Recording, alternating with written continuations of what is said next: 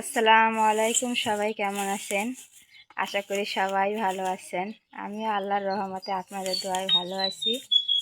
এই ইদারিং কিন্তু আমার কয়েকদিন ধরে ভিডিও বিকেলবেলায় করা লাগে, কারণ সকালবেলা একটু চাপ হয়ে যায়, সে কারণে করতে পারি না।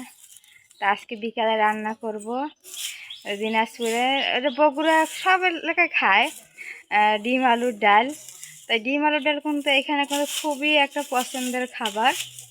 তা কীভাবে রান্না করে ডিম আলুর ডাল অনেকেই জানেন, আমি কীভাবে রান্না করি সেটাই আপনাদের দেখাবো। তা আমি তো রান্না অলরেডি বসাই দিছি, আর আমার মেয়েরে দেখেন জাল দিতে বসাই দিছি। গরুটা আমার বাইরে বান্ধি, এখন নিয়ে যাব গরু।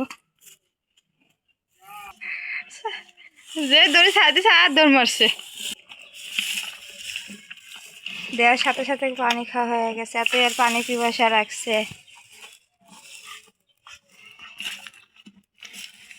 এখন জাল তো আমি এগুলো করে তারপরে আমি আসতেছি।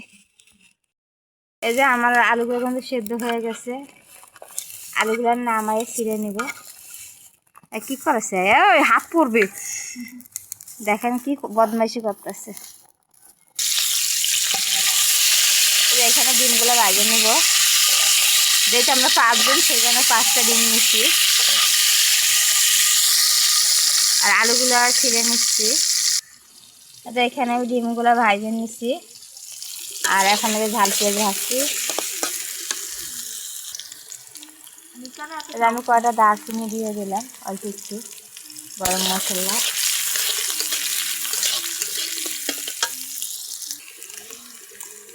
দুটো তেজপাতা দিয়ে দিলাম।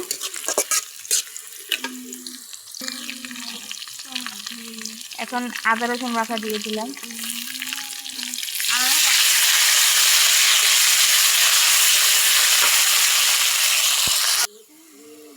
এখানে আমি হলুদও দিয়ে নিছি, আর এই যে দেখেন এই আলুগুলা ছিলে তারপরে একবারে মনে করে ভর্তা ভর্তা বানিয়ে ডালের মতো করে নিছি। এখন এই যে দিয়ে দিলাম।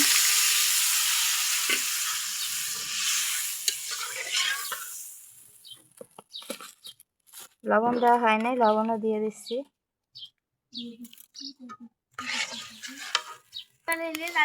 এখানে করে টমেটো কাটা আছে দিয়ে দিব।